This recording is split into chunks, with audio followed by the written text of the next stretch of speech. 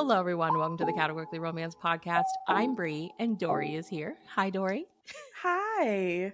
We've already been talking for like almost 10 minutes, and We've already been going in. Maybe we should hit record already. We've had a come to the lot to conclusion that say. like being an adult is ghetto. So ghetto. Ooh, We're over so it. ghetto. I'm so tired. I am so tired.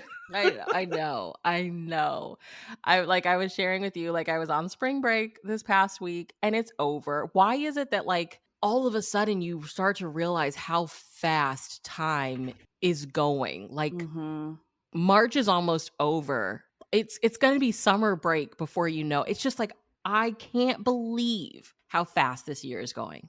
I know. I feel like you just started. I remember talking to you when you just started and it was all new and fresh and exciting. I mean, I remember when you got the job. And now I feel like I'm low crawling in the mud.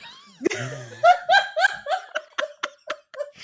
need a cigarette and I don't even smoke. They got you in the trenches, girl. In the trench, okay? Fighting for your life. Fighting. I am so over being an adult. Who thought this was cool? I know. Who signed us up for this? Like, this is not what I wanted. This is not what I expected. I'm not ready for this. I'm not ready for it at all. That's why we all need like a presents hero that just sweeps in and is like, I have all the money in the world. Like, don't worry about it. Yes. That's what we need. That's what we the need. Dream. So neither of us we're recording this on a Saturday in March. There was a new Hallmark mystery that came on last night. Neither of us watched it. Sorry to our Hallmark friends. But I was happy to at least see, because they had that one, and before that one it was Crime Time, which I had never watched, but I was like, it has my guy Luke McFarland in it. Yeah. I was like, I'm glad they're actually showing mysteries. I feel like they canceled most of them, which was stupid. I'm assuming some of it was out of their control. Like I really like the picture perfect ones with the Alexa and Carlos Pinavega, but I'm assuming theirs not being on it anymore is more of a them decision than the network. Maybe I don't know how all that works, but I was like, I'm excited that they're at least seeming to put mysteries back out, because those were actually pretty good.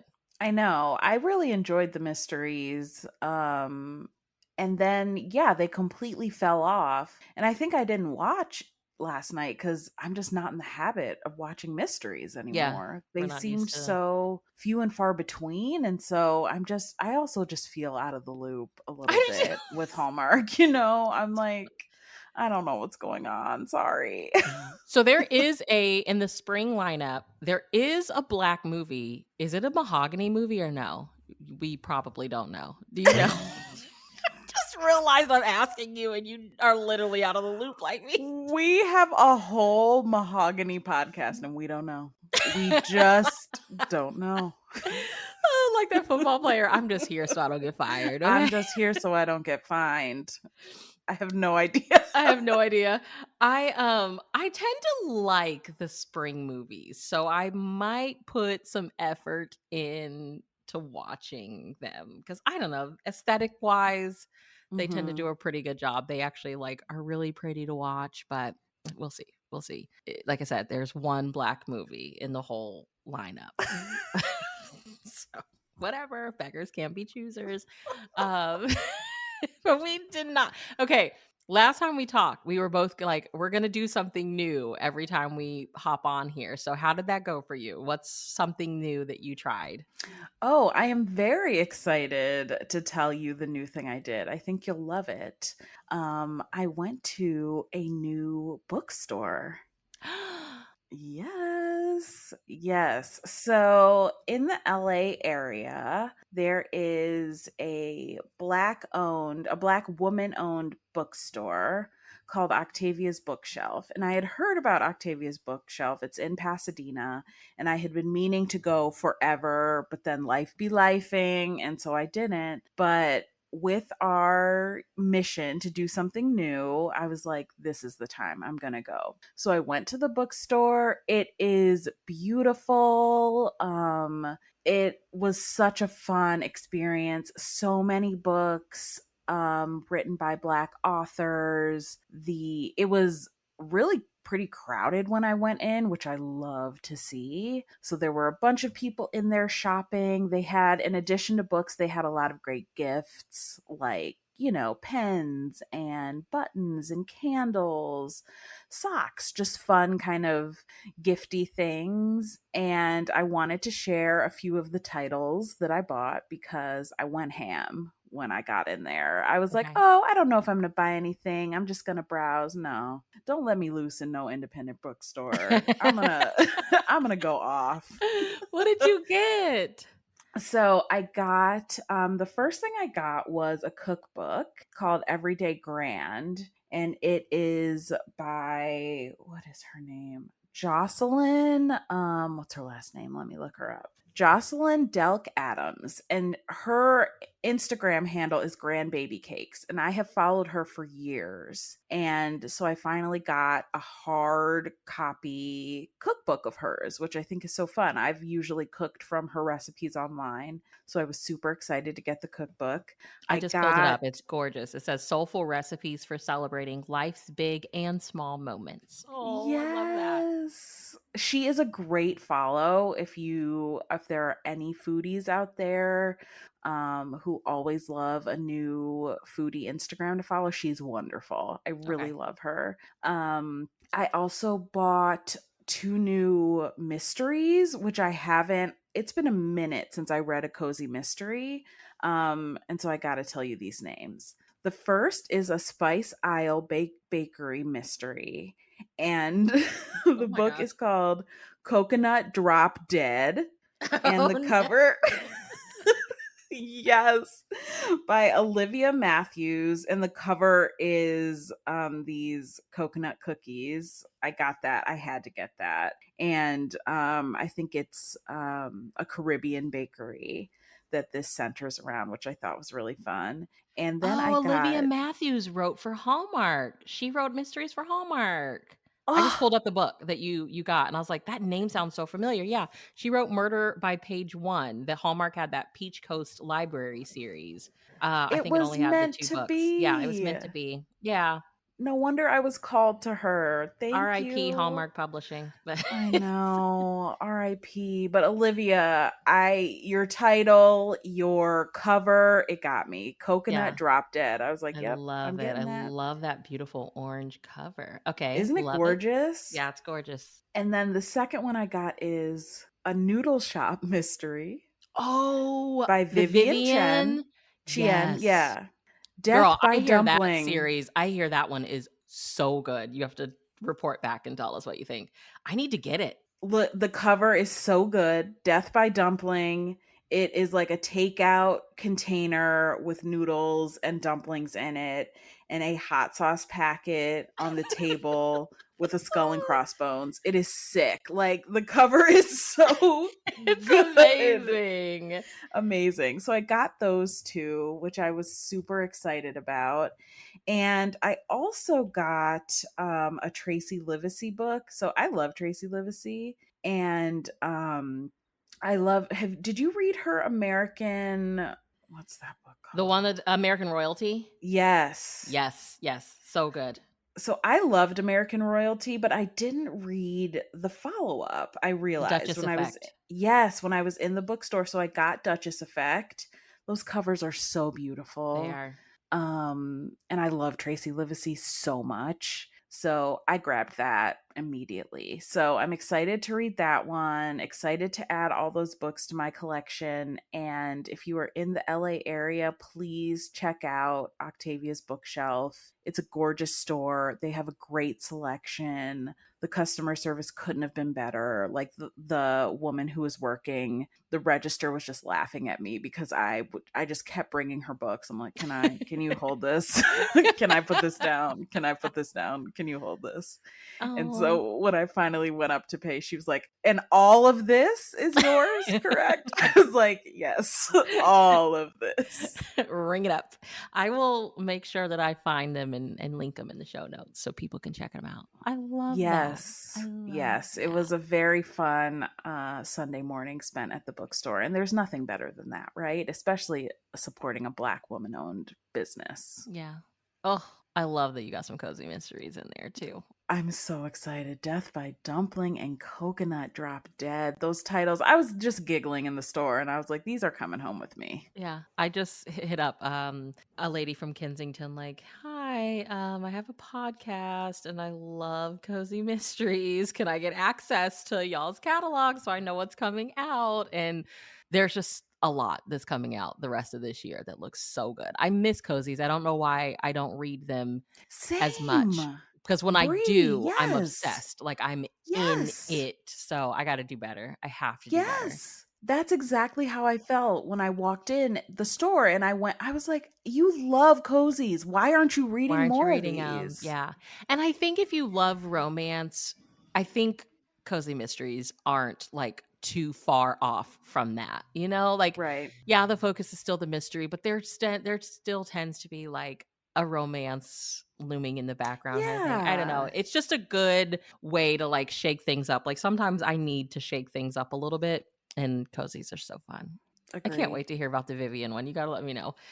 Next time we chat, I will definitely give you my reviews for both. Yes.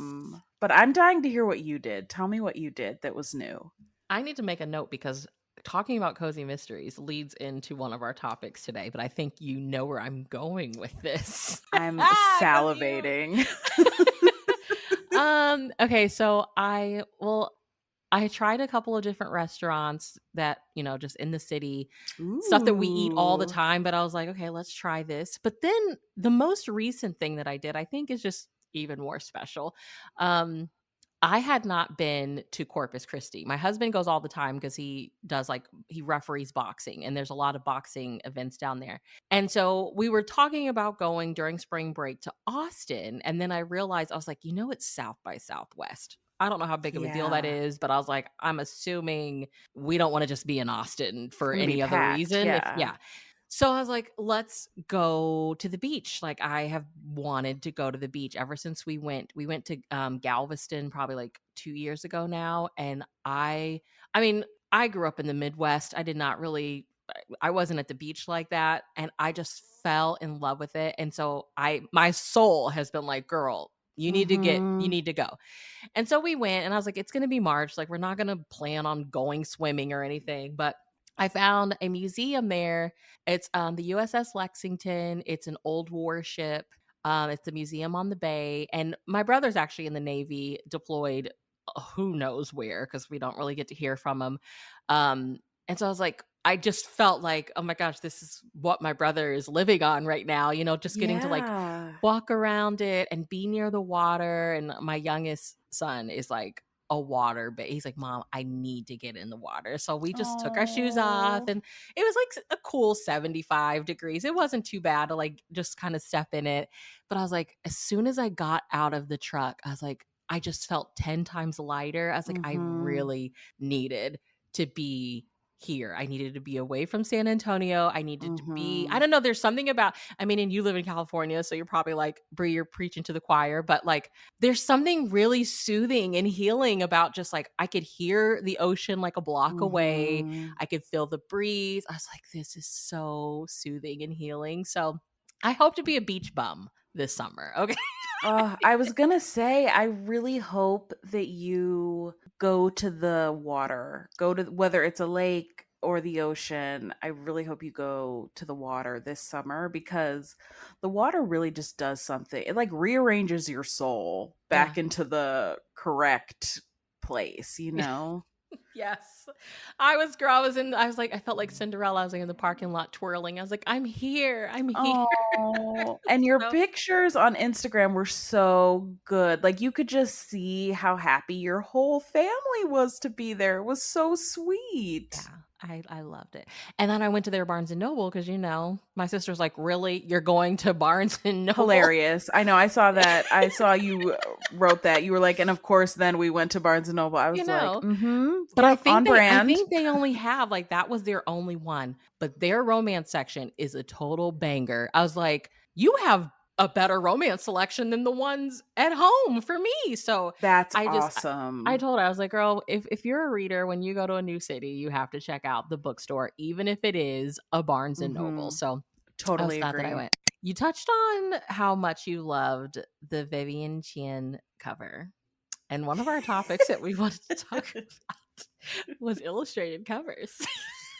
Oh yeah, we gotta talk about illustrated covers. I feel like it's been a hot topic on Romance Landia and on romance Twitter Yeah. and stuff. So we like literally after we recorded the last episode that we did together, you text me and we're like, we have to talk about illustrated covers next time. So like what inspired that for you? Did you see something?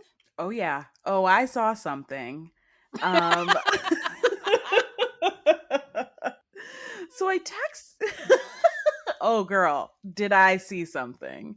Um so I texted Bree because there was a discussion about a new illustrated cover for an older book. And this book series I'm talking about is Jaci Burton's play-by-play series. And Jaci Burton has this series is so long. I swear to you, I have probably read every book in this series. It's a sports romance series. And it's basically about this family where most of the sons in the family are professional athletes, and it's all of their romances. There's like a football player, there's a baseball player, there's a sports agent, there is, it's just every sport, and then it goes off into the cousins and the cousins, you know what I'm saying? So it's like this whole world that Jaci Burton has built.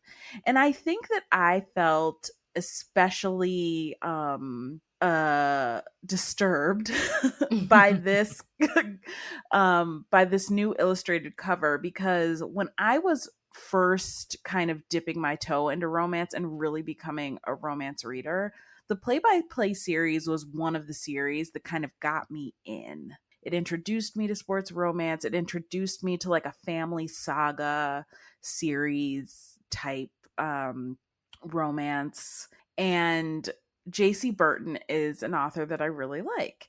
And also, the covers of her play by play books are iconic.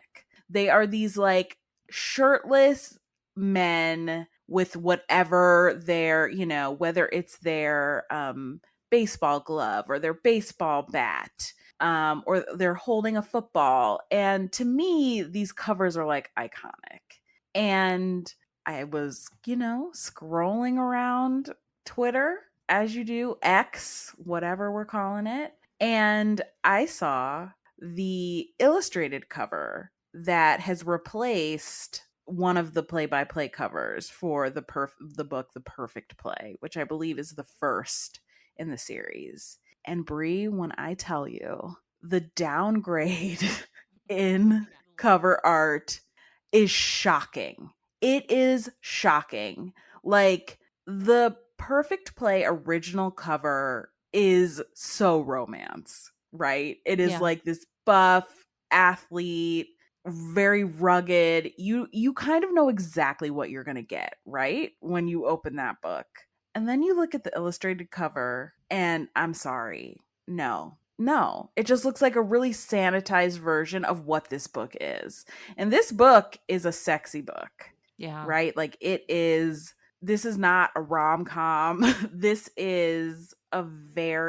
is not closed door. And so the illustrated cover is really giving me rom-com Okay. almost. Yeah. And I feel like it's confusing because that's not what you're going to find in this book. Like, this is a very hot steamy book.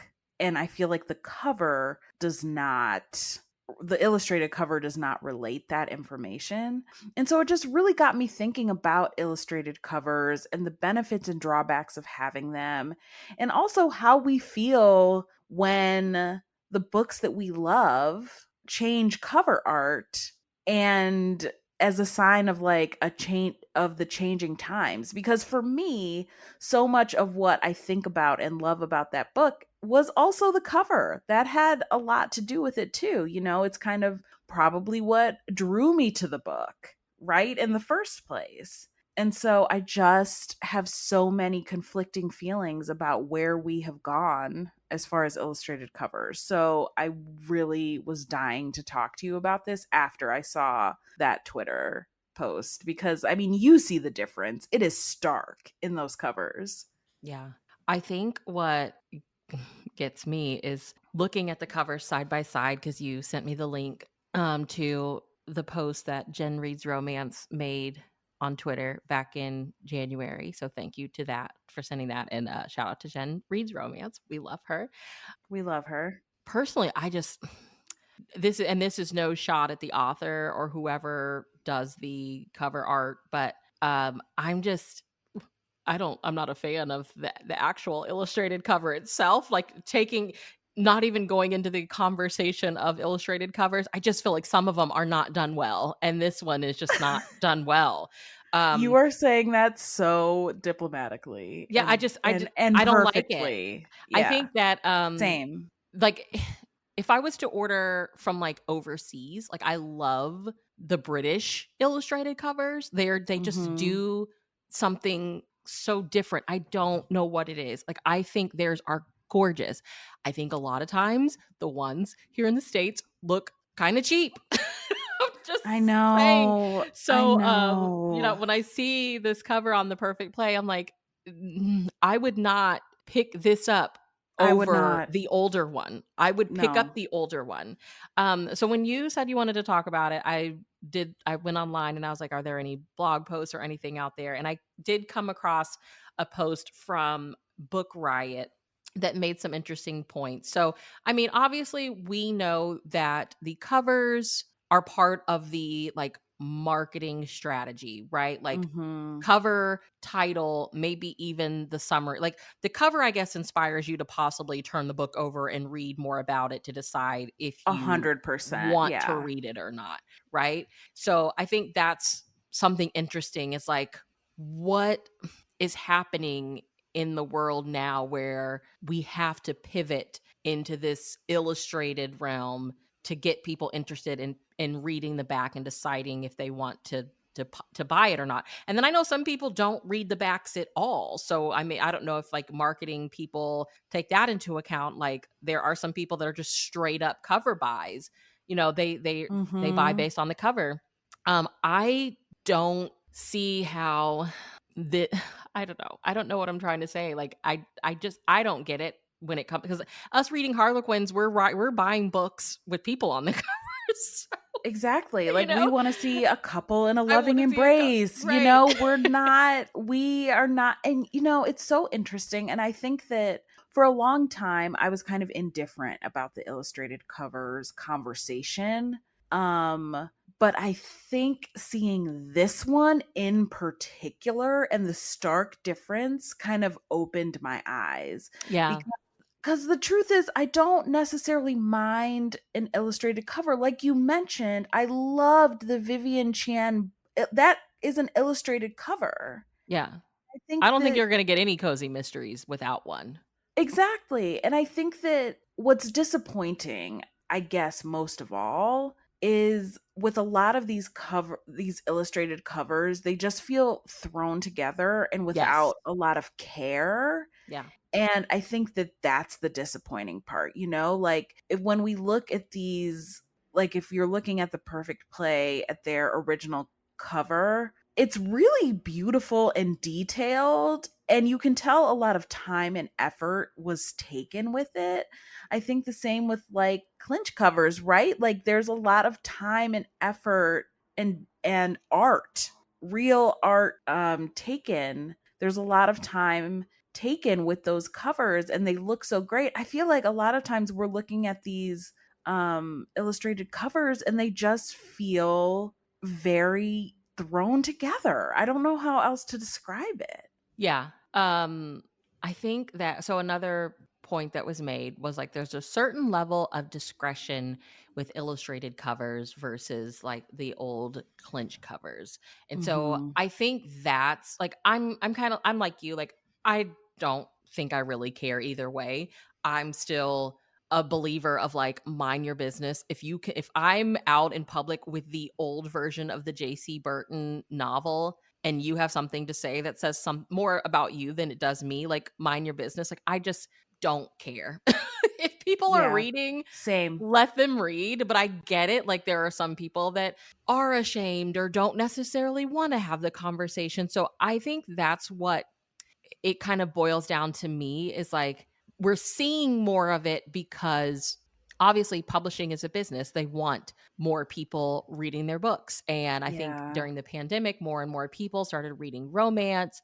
I see it all the time. If I go to there, we have a Barnes and Noble that's really close to UTSA, and like tons of college girls are over there, and you can clearly see like they have discovered their love of reading the romance genre.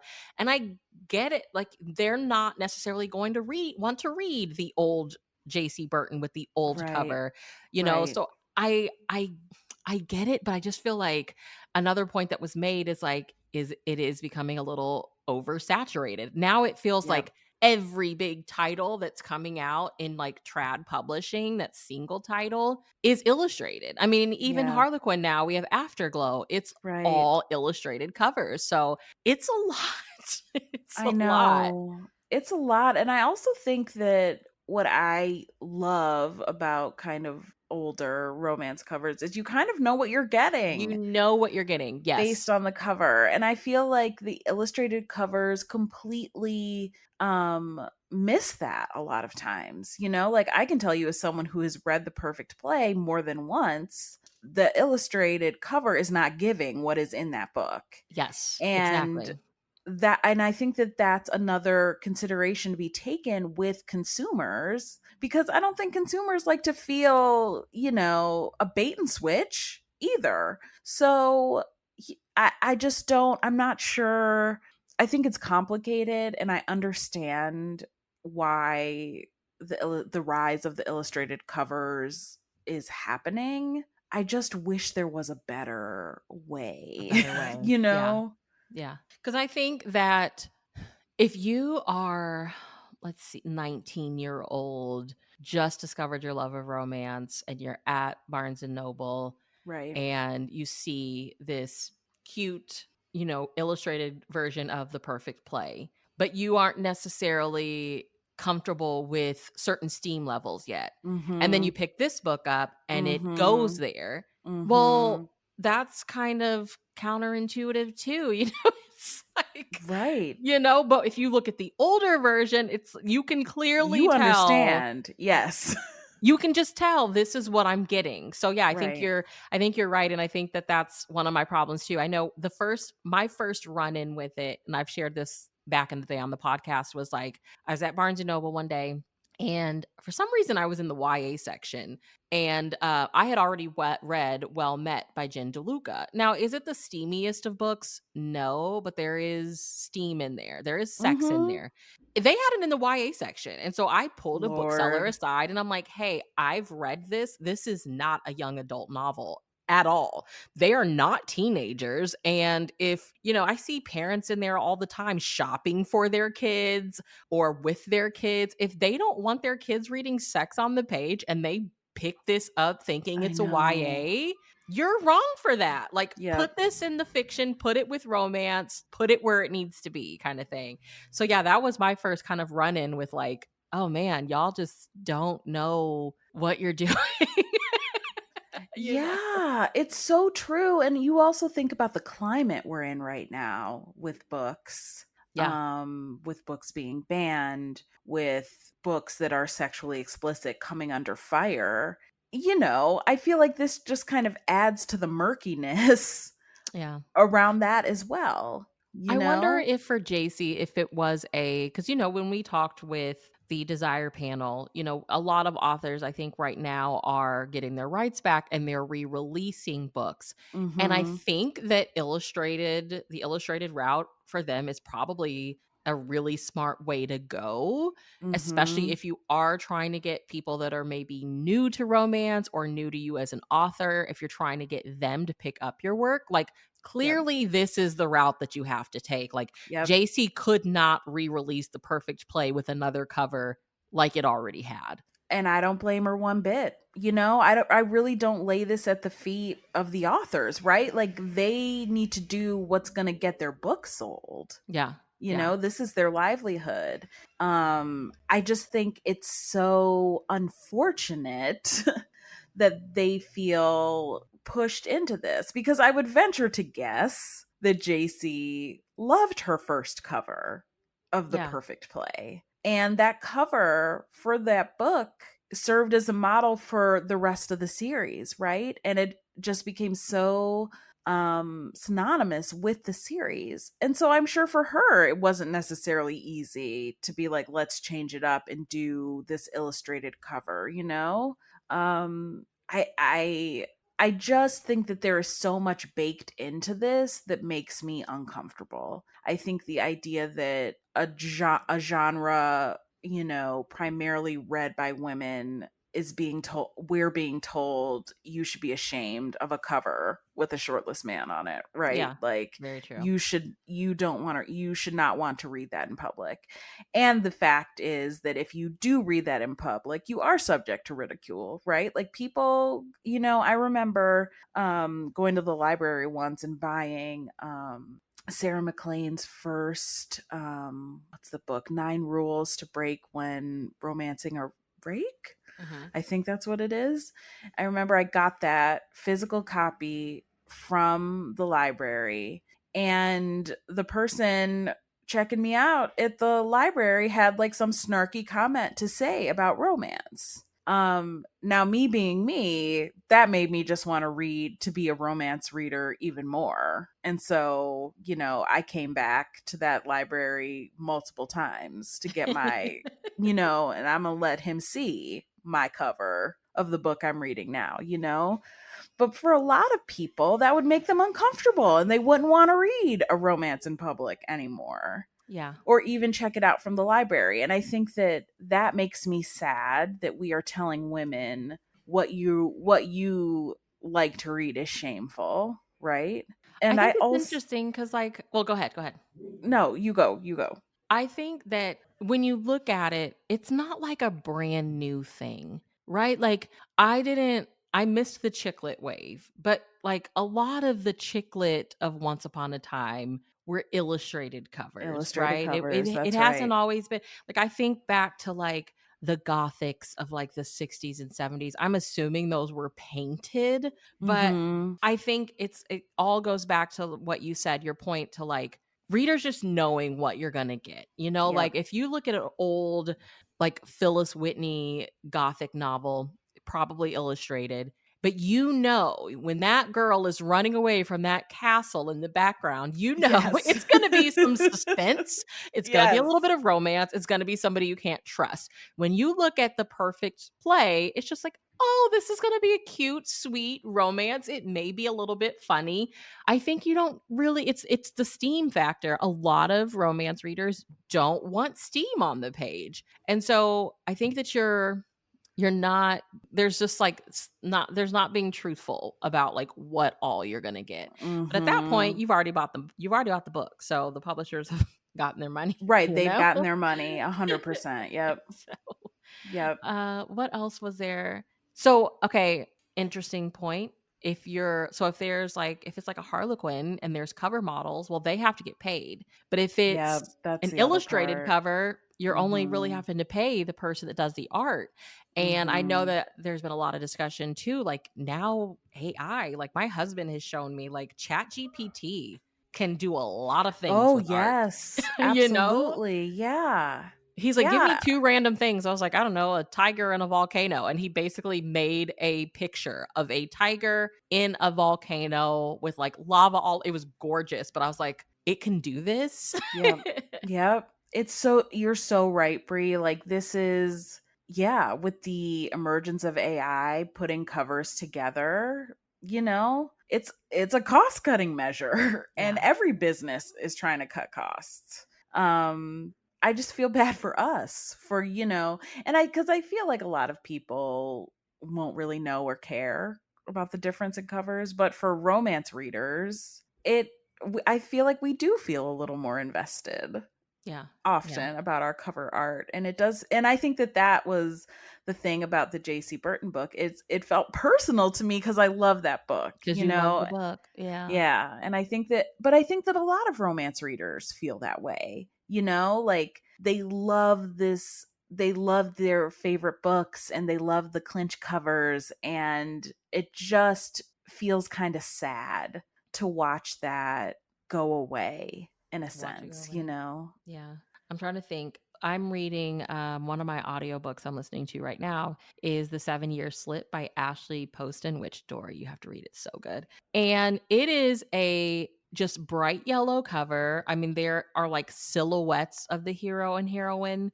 But I really love the style of just like the title being the focus, like big bright yellow cover, white beautiful font, like silhouette of the characters in the background, but like not even really making it a focus on the characters themselves. To kind of, it almost like removes itself in a little bit in a way from the illustrated cover conversation, Mhm. because it's just like you're literally just looking at the title on this beautiful big yellow cover. And I'm like, I'm I not love mad at that. that. I'm not mad Yeah. at that.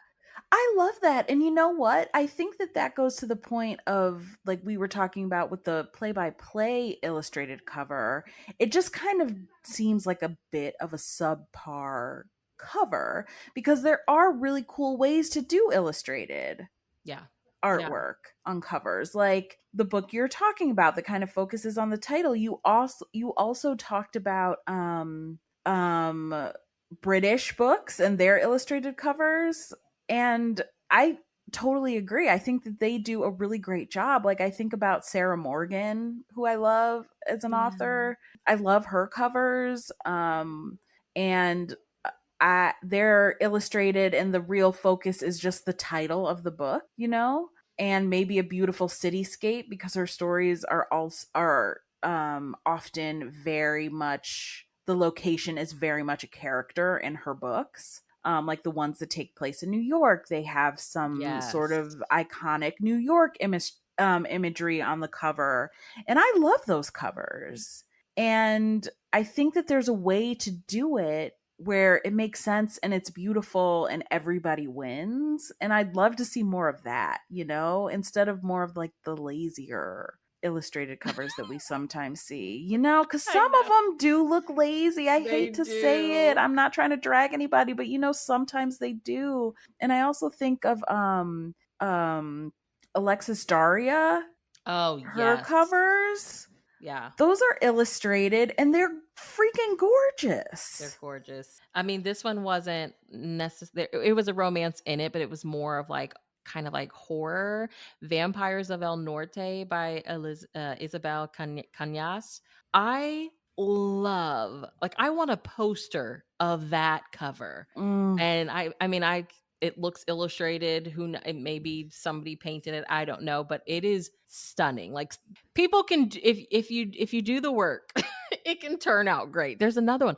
I'm trying to like scroll and find it on my Goodreads. I think it came out from Berkeley like 2 years ago. They're doing some interesting things, especially with like these cowboy romances that are coming out. Some of them look really old school, like even like Katie Roberts, The Dragon Bride. She went Mhm. with the more like old school romance feel, but it's It's so illustrated. cool. It's so It's so cool. cool. It's so Mhm. cool. So I don't know. I agree. I agree. There's so much that can be done. Just don't be lazy with And it. I think that's the bottom line, right? It's just please don't be lazy with it cuz we love the covers, like you said there's so many covers that I want posters of, Yeah. We're on the that train of like they're mind your own business. yes. Yes. See, We have to talk about death of an influencer.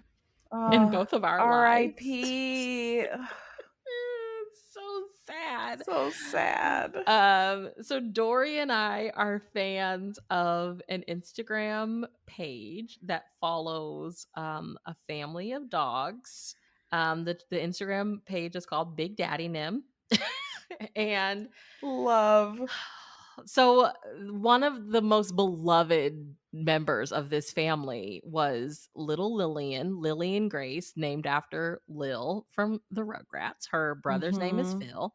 And Lillian was pregnant. She was going to have some pups, and then she was due, and then she got like a blood clot, right? And then she ended up passing, and like all the pups ended up All passing as the well. puppies, yeah. Girl, this is like a cultural movement. Like, I feel like everybody follows this page. Mhm. What is like, RIP, she was my personal favorite. I know. I Did loved you have a favorite Lillian Lillian. moment? Did you have a Lillian Grace moment? Like a video you Yes. rewatch? Which one was it? I feel like it's the same. So for me, my favorite Lillian detail was that she was scared of that coat defense powder that Brittany uses Yeah. on all the dogs. So Brittany, who is their mom, she uses this coat defense powder to help them if they have a rash or if they have a sore, insect bites, all that kind of stuff. And Lillian was scared of it. Yeah. And so Lillian refused to ever be treated with the powder. And even if there was just by the way, she is like a little tiny bulldog. She's an English tiny, bulldog. yes, a little She was the baby. runt of the litter. She's little tiny Lillian. And so even if there was like some powder on the floor, she was not going near it. And and when she did, she'd be basically shaking. She was so scared of this powder. And so that has always made me laugh about Lillian. And what I loved about her was that she was kind of this little diva, right? Like I She remember was. there was a video that I still watch that cracks me up. I don't know who was outside. Maybe it was Big Daddy or Philip. They were outside making a mess. They were drinking water outside making a mess, and Lillian refused to go outside. She was like, I ain't going outside. If they're out there acting a fool, I ain't going outside. Yeah. So she just stood there in the kitchen looking at them, acting crazy, and was like, no, you're not dragging me outside, Mom. Yeah. So those are some of my favorite Lillian moments. What about you? My favorite Lillian moment. Okay, there are two videos. So, listeners, Brittany, their dog mother, does these like voiceovers. So every dog had their own voice, own And personality. Lillian has So the best she voice. did. And so, okay, there are two pit bulls. And all of them are named after someone. So there's Miss Daisy. Miss Daisy's the sheriff. There's Autumn Night, who's named after a character from P Valley, a show called, is that what it's called? P Valley? And Autumn is like the gentle giant. Okay. She's gorgeous. She's this gentle giant. And then the English bulldogs are Big Daddy, who is Lillian and her brother Philip's uncle. And they so that's the family. So my first favorite video, Miss Daisy comes to Brittany, their dog mom, and is basically like, the voiceover is basically like, Philip stole something from me. I need you to come in here. And so Brittany's just like, what's the matter? What is it? Show me. And so Miss Daisy goes back into this room and she's like, oh God, Philip has her ball. And Philip is huge compared to Lillian. And Lillian just kind of like, they kind of get into the stare down. And next thing we know, there's a fight between little Lillian and her huge brother. And Brittany's just like, everybody go to bed. Like, she raises them like real people. She's just like, everybody go to the bed. And you see this flock of dogs like take off downstairs. And like this like, another influencer like remixed it. Like, he kind of talked through it. He's like, this takes me back to my childhood, like summers at your grandparents' house where like one cousin gets in trouble and we all have to go to bed, and it's That's not right. I love that. And my second favorite is like a video of her and Autumn, I think there's like a little teddy bear she's messing with, and she growls at Autumn. And again, Autumn is a huge pit bull and Lillian is little tiny English bulldog. And Brittany's just like, if she wants to turn pit bull on you, that's on you. Because I've told you, stop growling at that big dog. Lillian didn't give a shit. Okay, she did not care. Not realize how Lillian small did she not was. care. She was larger than life, and I was just like, why are we all so emotionally invested in this family of dogs? I mean, I love them so much. It is a highlight of my day whenever Brittany posts her stories or new videos.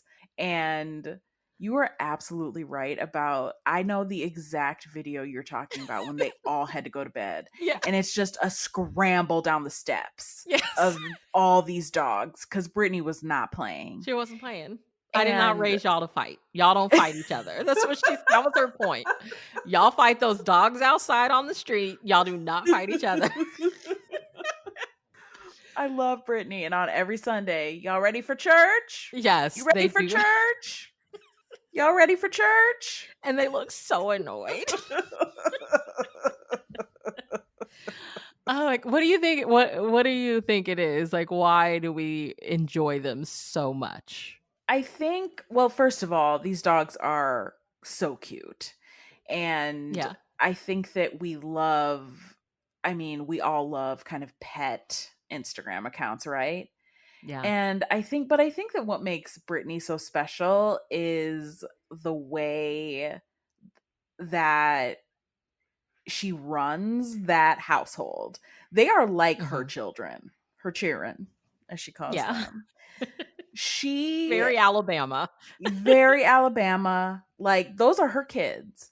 Yeah. And I think that I love seeing that, I think that I love seeing how she interacts with them, how they love her so much. And I think it's really creative how she does their different voices. So you really get a sense for their personalities. Yeah, because you'll see in the comments, people are like, when I see Big Daddy, I hear his voice. Yes, exactly. And I think it gives you kind of a unique insight into, she does a great job of letting us all know their unique personalities. Yeah. And I think that that's really special. And I also think that it's really fun to see that they are a family. And I love to see all different kinds of families, right? I think that there's this influencer thing where you have the perfect family with the perfect kids and all of this. And here comes Brittany and her boyfriend and their dogs. And that's a family. And I love her. Her boyfriend has songs for each of them. Like if he's talking to Philip Cartel, he has a song for Philip Cartel. If he's talking to Big, it's just so cute. I love it. It's just so cute. I mean, I just find her, Brittany, so relatable. I love when she just answers questions. And I'm just also fascinated. She's very transparent and very open. She talks about how much it costs to raise these dogs. I mean, having 3 bulldogs or now 2 in America, they are not cheap. They are not I would love cheap to have a bulldog and I cannot afford them. I know. And I am riveted by everything she does. Even when she cleans their room out, I'm watching the video with bated breath. I'm like, yes, Brittany, tell me everything, So yeah, I think that there are so many reasons why. What drew you to her account initially?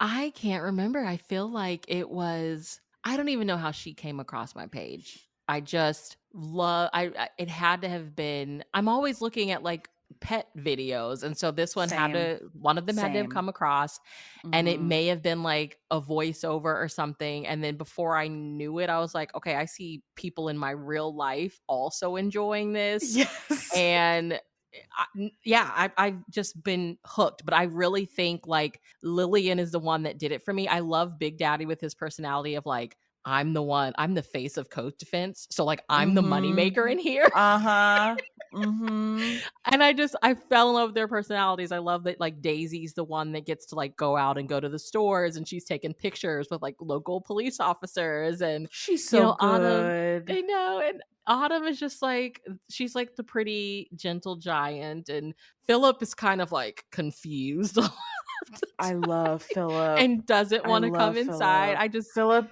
It's their yes, personalities. You stay for their personalities. Philip at the door, not coming inside, Not coming inside. makes me so happy. Every time he just standing there looking at Brittany, like, no, I ain't coming in. I'm not coming in. But yeah, losing Lily, and I was like, I was heartbroken. I was like, no way. I Like, was this is heartbroken death of an too. influencer, and she's a dog. Bless her heart. It I was was really heartbroken sad. too. And then the news about the puppies, that broke me. That broke me When too. she announced that none of the puppies made it. Ooh, I was not okay. Yeah. And it just showed how like vulnerable I think that she being in that position is. Like, you're this influencer, you show so much of your life and your love of like your dog children, your children, and then kind of the judgments that people have, like, okay, you have a bulldog, she's small, like why would you have letting her gotten pregnant in the first place? Like, just the judgment. And I think she handled it just so gracefully. Like, I am human. I am grieving the loss of a I child. Like, y'all know. really need to chill out. But yeah, it was heartbreaking at the same time. I had my moment where I was like, no, like I don't even know if I can interact with this content the same, knowing that she's not there. But I felt the it's same way. it's still good. It's still so good. It's still good. It's just sad because that presence is not there. I know. I miss Lillian. I miss seeing her on her little couch, laying there, She would always be on that Yeah. couch chilling, like, or whenever she'd be in the car with Brittany, and then she put her little head on the console. I mean, she was just the cutest. What's so interesting? We really feel attached to them. So attached. Like, you texted me about Lillian's passing, and we really mourned for a moment together. There was one video of her, like, they're all in the room chilling, and then here comes Lillian, and she's like, "Don't come in here on your shit, little girl. You need to sit down like everybody else." And she, like, walks up to Daisy, and Daisy just kind of licks her face, and I was like, "Oh my god, they love each other." But yeah. So yeah, we just wanted to share our love of our pay our respects to our favorite influencer, the Lillian Kodak Grace. She will forever hold a Kodak. special place in our hearts. Kodak after Love Kodak it. Black, everyone. Yeah, after a rapper. Oh god, because it fits her personality. Okay, it just fit her Mhm. personality. She did not Mhm. realize how small she was. Okay, we are almost an hour into our recording, and we have not talked about the book we read. So I love this. Is how I hoped it would go, and it's going exactly as I hoped. As we stated in our last recording, we read "Breaking the Bad Boys Rules" by the Queen, Reese Ryan, and this is book 3 in the Dynasty's Willow Vale series. That looks like, from what I could see, was written by both Reese and Jules Bennett. So Reese wrote Working with Her Crush, which was book 1, and then Jules wrote A Bet Between Friends, which is book 2.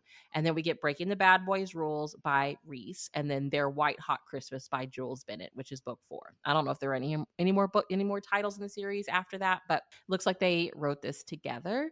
Do you want to read the synopsis for us? Sure. His best friend's tempting sister could cost him everything.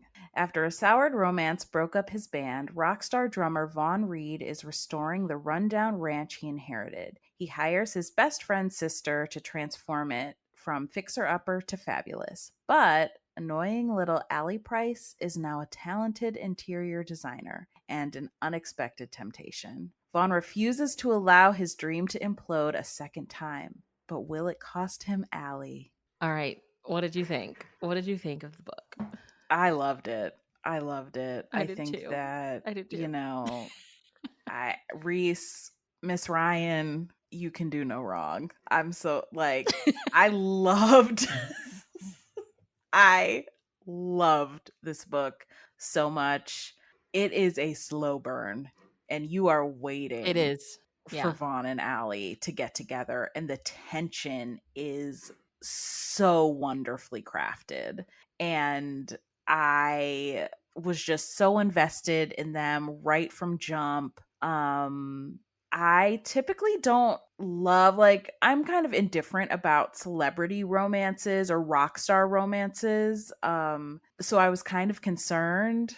I didn't need to be concerned. I loved every second. I thought it was so well done. So it had some tropes. It had rock star celebrity, small town, and correct me if I'm missing anything, best friend's sister, I Mhm. guess kind of childhood friends to lovers between him and Allie. I mean, they grew up around each other. Inheritance, and it had Mhm. renovation going on. So it had a lot. A It had a lot, lot. yep. Mhm. But Vaughn's rules. So the first rule, don't think with your dick. Second, never get involved with your best friend's sister. Third, always consider your career first. And fourth, never fall in love. And we get that like early on in the book. So He broke all those rules. he but like you said, it was very painstakingly, like it was very Ooh, slow the burn. And tension between them. yes, you are waiting for it. So I think that chapter one, um, as I think Desire as a line just did so well in general, but it's such an important chapter. We get so much of Vaughn's goal, motivation, and conflict in it. I think if anybody is wanting to try their hand at writing, I just feel like these Desire books, and especially if you find a good author, like if you find a good one by one of the authors, like this one by Reese, it just, I don't know, highlights how important it is in these shorter books to just front load all of your important details in chapter one. This book did that. And then the rest, the plot takes off from there. And it just like sparkles Mhm. and it's so slow moving, but like in this delicious tension way. We learn in chapter one he's a rock star wanting to do a comeback album, but one of the group members refuses to interact with him because Vaughn was married to his sister. But the group needs the financial backing. So that's when, very conveniently, he learns that he's inherited a ranch resort. And it's like, ding, this is the way that I can come up with the money to finance the album. So, like, all of this pretty much is chapter one. And then, boom, you get into the plot. Like, you get his goal, motivation, and conflict. And then chapter two on is Mhm. kind of this web that Reese sews to like bring it all together. Yeah, it's so well done because you really see Vaughn faced with potentially making the same mistake twice. And I think Mhm. Reese does a really good job of helping the reader understand how detrimental it was the first time he married his best friend's and bandmate's younger sister, and how, in a lot of ways, it destroyed his life. It broke up the band, it destroyed his self confidence. He lost the friendship, and kind of, he talks about the band like they were a family to him, because the other piece of this is that Vaughn was an orphan. He lost his parents early and then was adopted by another couple in his teenage years, and he lost them as well. So kind of his search for family is really important, and the band was like family to him and he lost it. And so here he is with his best friend who he considers a brother, and he's fallen in love with the little sister all over again. And so it's not just about Allie, right? It's about the potential of destroying again the only family he feels he has. So you really Yes. understand why Vaughn is so conflicted and is so reticent to get involved with Allie, even though the attraction and the pull toward one another is there from the second they see each other again. I forgot to put like workplace because it's kind of a workplace romance Yeah. too. But Yeah. so Allie is like the contractor that's gonna renovate this ranch he's inherited. And she also has her own rule of like, I don't get involved with clients. So they both have these rules in place Mhm. that Yeah. and I think that what I really liked about it is Reese kind of puts them in their own little fairy tale world for a little bit. Like, we Yeah. both know they have the rules, and though there are like clearly stakes involved. Like, Allie wants her family to take her seriously, and like this is her opportunity to really step outside the box. She's kind of had to play by their rules when it comes to how the renovations go, and this is her opportunity to like showcase this is how I really want to do business. And like he's down with it. So, like, if this goes right, they'll show me a little bit more respect. They'll take me a little bit more seriously. And then obviously with him, it's like the financial gains. So they both like have these like really, really believable stakes. And instead of like having the brothers like popping in and reminding us of the like siblings Mhm. best friend aspect, it's just kind of this looming presence that you never forget, and I think it's told through, like, Vaughn having moments where he thinks about their childhood, like, hanging out or how their mom used to cook, some of his favorite meals. So you never forget that, like, oh, this is also a kind of a forbidden thing because Yep. he grew up with them and he doesn't wanna cross that line. I loved that they weren't just, like, popping in and ruining scenes. Like, eventually, we Same. do see her having conversations or, like, them reaching out to him, but by that point, are already it's kind of, like, set in stone, like, "Yeah, bro, you don't wanna cross that line," because you've also Mhm. already done it before, but also this is, Mhm. like, from your childhood. It is kind of like the only family that you have left, so, it was so intense, Dory. It was so intense. Like, I couldn't stop reading it because I was waiting with bated breath for them to get together and then to see how it was going to work out because of those stakes, you know? And I mean, I just thought it was so beautifully done. I thought that their chemistry was wonderful. And, I really like that there were just some unique aspects of it too, I like that Allie made the first move, Yeah. Yeah, I love that. in the pool moment. I She loved the plunge. That was wasn't probably it my so swoon good? moment. Yes. Yes. Allie's the one who's finally like, "Okay, enough. Enough." Clearly, you're not going to make a move, Right? so I am. Exactly, exactly. But I loved when, just like his first time seeing her, like he doesn't really recognize her at first. And then it's like, oh my gosh, you've grown up. Just like that moment of like when you're gone for so long, like life Mhm. continues. But then throughout the book, we see that she's really followed his career. Like she was heartbroken when she found out that he got married. And then just Yeah. her being like, "Oh, I was at that concert." And it's like, "Well, why didn't you I didn't want to be the person that reaches out and I'm like, "Hey, I'm your childhood friend and I'm coming to your concert. Hook me up with good tickets." Like there were just so many moments where we showed like what kind of person each of them were, and Yeah. my heart just melted. I loved those. Yeah. It's such a good book. It's such a good It's book. I so loved the good. plunge. The plunge was so fun. I loved like Allie, you can clearly see that one of her love languages is like cooking for people. Yeah.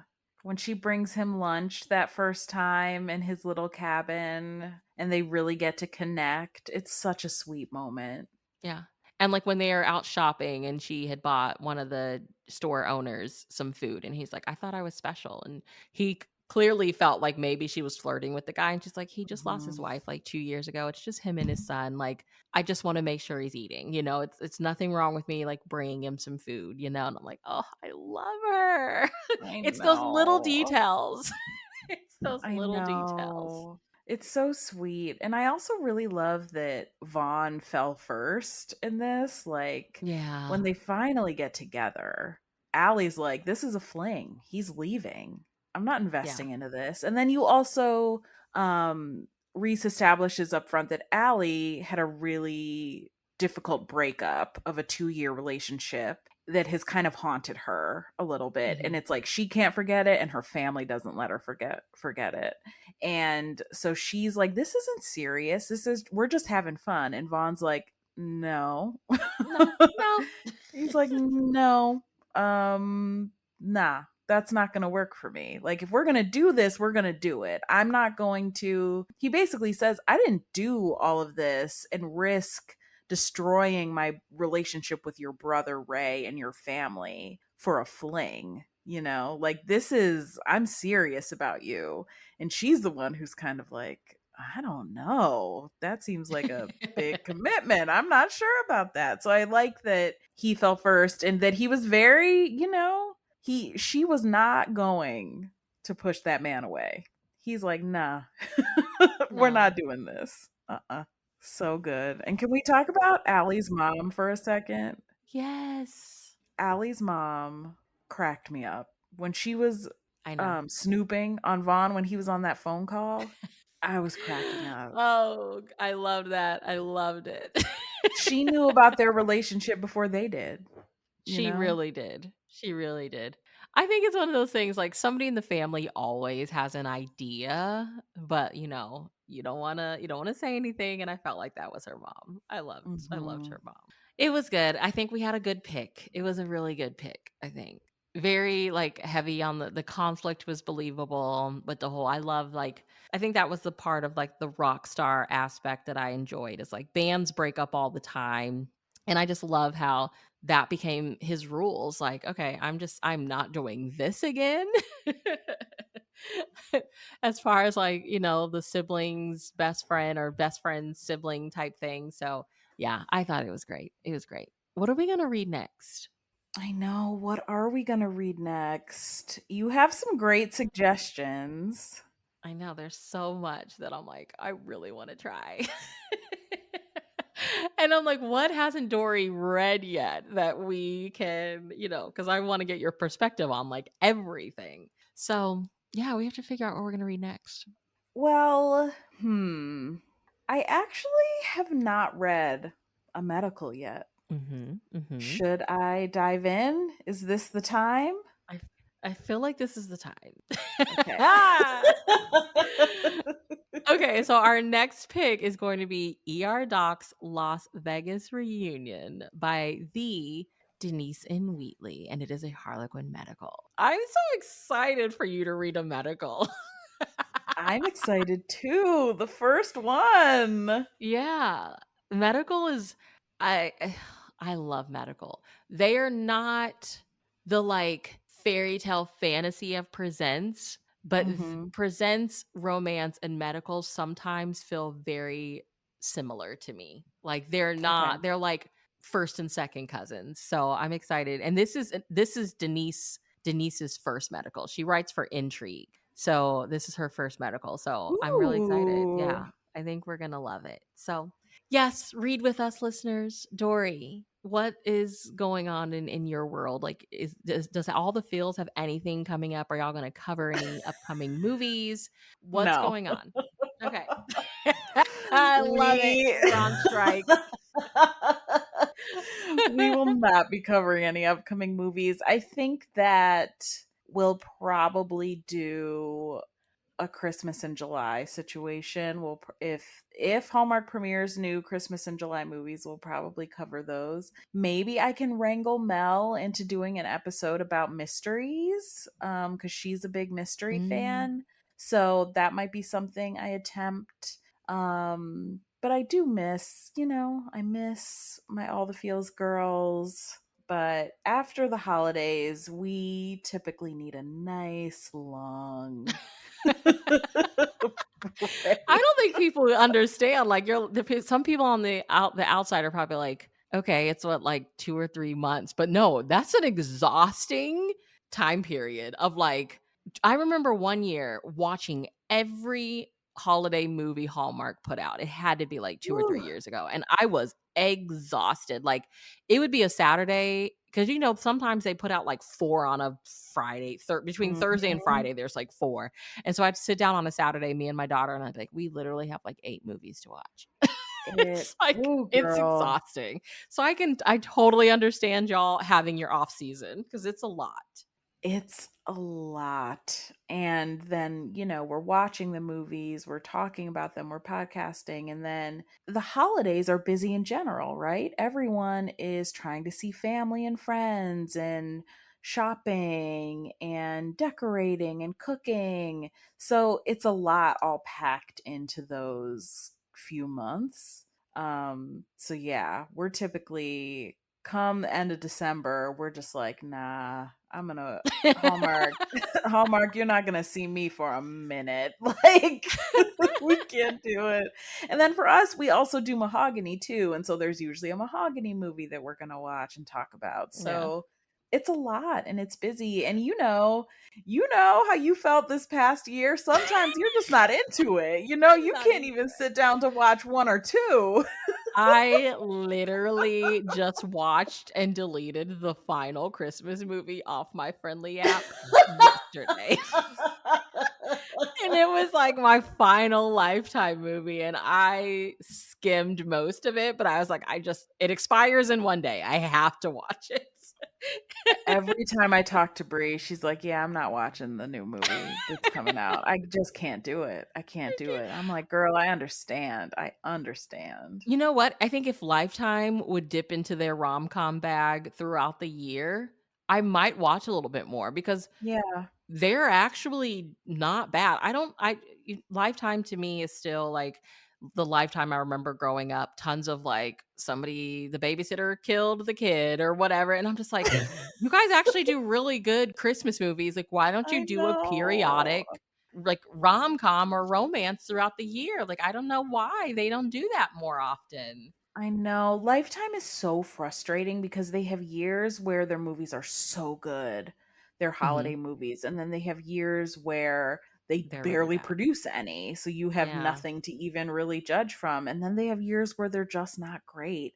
And I Yeah. wish I'm with you. I wish they would invest in doing more rom-coms throughout the year and committing to a true holiday season, even if it's shorter. I wish that they wouldn't compete with Hallmark and just kind of stay in their lane and do what they do. And even if they're only premiering 5 movies over the holidays, I think that's great. And Yeah.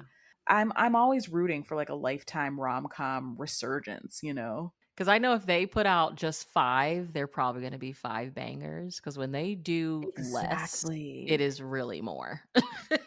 Exactly. They And do they're more really willing to good with take less. chances. They're more willing to, The diversity be is kind of in diverse. yes. Yes. They Yes. appreciate the diversity over there, and we appreciate them for that. So, I don't know, beggars can't be right now, Netflix is killing it to me. So, if they continue doing what they're doing, then I don't know. They're doing a really good job. I know. Netflix puts out a good rom-com. I just wish they would do I wish they more. would do more. Yeah, I wish they would do more. Even Roku has like been periodically putting out random rom-coms and I'm like, I'm Yeah. not mad at this. So, give the girls Yeah. what they want, okay? Give the girls what they want. So, No, please. We're dying for it. well, tell everybody where we can keep up with you. You can find me at Dory Benford on Instagram and on Twitter, and also at All the Feels Pod on Yes. Twitter, even though we are not uploading episodes. If That's okay. you want to chat on Twitter, I will be there. All right, everybody. Well, read the Denise and Wheatley medical with us, and we will be back soon to talk about it and whatever else we decide to talk about because that's our thing. And we'll chat with you then. Bye. Bye.